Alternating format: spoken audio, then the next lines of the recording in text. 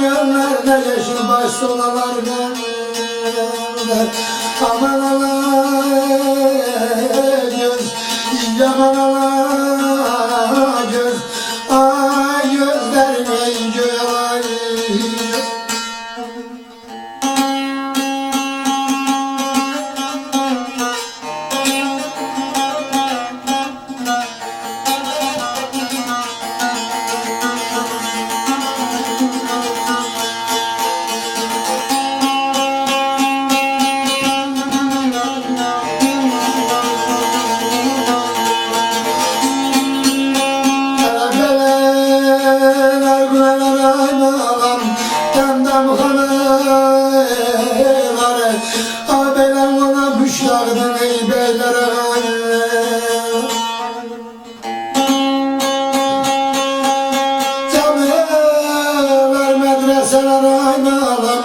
Hoş minareler,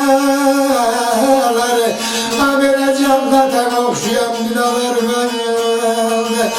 Aman ala göz, yaman ala göz, ay gözlerine göğe.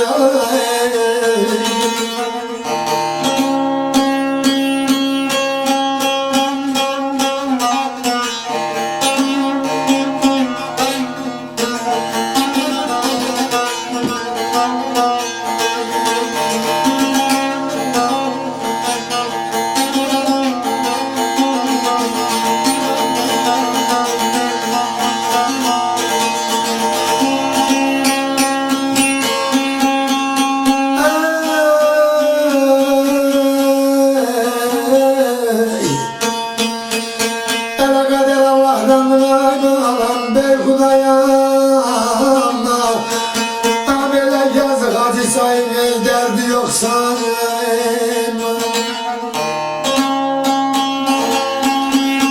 Vatandan ayrılmak aynalam, kan değil ama amele yazı emekler atalarım alarım. Aman Allah